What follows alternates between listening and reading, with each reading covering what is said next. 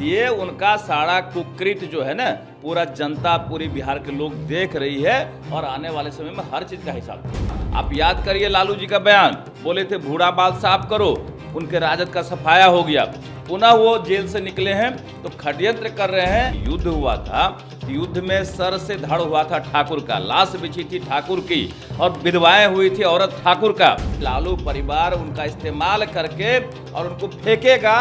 देखिए जिस तरह का वो बयान दिए हैं, उनको खेद प्रकट करना ही पड़ेगा। ये साजिश का हिस्सा है, ये बयान साजिश का हिस्सा है, ये प्री प्लान बयान है। आप कविता पढ़ रहे हो, कविता के बाद कहते हो कि हमारे अंदर के ठाकुर को मारो। क्या संदेश देना चाह रहे हैं? आप कहते हैं कि हमारे अंदर के रावण को मारो, राक्षस को मारो, हमारे अंदर के ब्राह्मण को मारो। आप ये कहते, आप ठाकुर शब्द का इस्तेमाल करके कहीं न कहीं ठाकुरों का अपमान कर रहे हैं। और हम उस ठाकुर की बात कर रहे हैं, जब युद्ध हुआ था तो युद्ध में सर से धड़ हुआ था ठाकुर का, लाश बिछी थी ठाकुर की और विधवाएं हुई थी औरत ठाकुर का। आज देश में कुर्बानी दिया ठाकुर।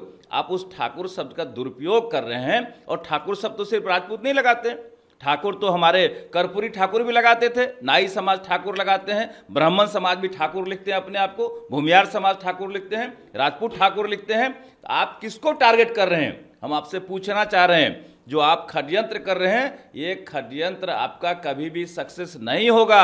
आप याद करिए लालू जी का बयान, बोले थे बूढ़ा बाल साफ करो, उनके राजद का सफाया हो गया, पुनः वो जेल से निकले हैं तो षड्यंत्र कर रहे हैं कि भाई इस जात से उस जात को तोड़ो, राजपूत से भूमियार को लड़ाओ, भूमियार से ब्राह्मण को लड़ाओ, ब्राह्मण से कायस्थ को लड़ाओ, और अगरा को पिछड़ा से लड़ाओ, पिछड़ा को दलित से लड़ाओ। ये साजिश चल रहा है देश में। और ये साजिश इसलिए चल रहा है कि सामने चुनाव है और लोगों को ये लग रहा है कि भारतीय जनता पार्टी पूरी तरह मजबूत स्थिति में है, आरजेडी का जनाधार खिसकते जा रहा है और इनको लग रहा है कि आने वाले दिन में फिर हमारा सफाया हो जाएगा, जीरो पर हम आउट हो जाएंगे, एक भी सीट पार्लियामेंट में नहीं मिलेगा। तो इसलिए ये समाज को तोड़ने का षड्यंत्र कर रहे हैं। जिस तरह से माननीय प्रधानमंत्री मोदी जी काम कर रहे हैं, सबका साथ सबका विकास सबका विश्वास पे काम कर रहे हैं, तो सभी समाज के लोग, सभी धर्म के लोग आज मोदी मोदी कर रहे हैं। तो इन चीज से इनका कलेजा फट रहा है कि पूरा देश मोदी मोदी कैसे कर रहा है और मोदी जी फिर से प्रधानमंत्री बनने वाले हैं।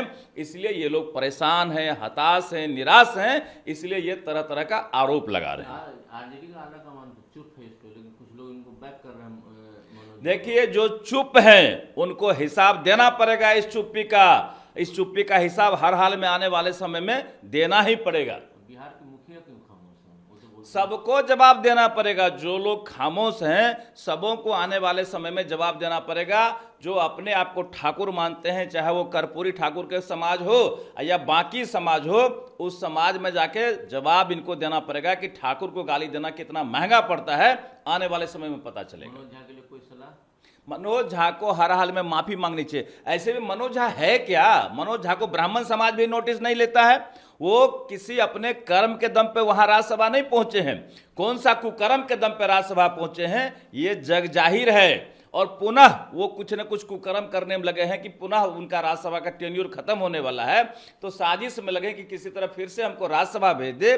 तो मुझे लगता है कि लालू परिवार उनका इस्तेमाल करके और उनको फेंकेगा और कोई फिर से मौका नहीं मिलने वाला है। और ब्राह्मण समाज भी उनको नोटिस में नहीं लेता है। वो ब्राह्मण समाज के कोई नेता नहीं है। ब्राह्मणों के लिए भी तो नुकसानदेह बयान देते थे। जिस समय 10% आरक्षण मिला था उस समय भी विरोध कर रहे थे। तो ये उनका सारा कुकृत जो है ना, पूरा जनता, पूरी बिहार के लोग देख रही है और आने वाले समय में हर चीज का हिसाब दिया जाएगा।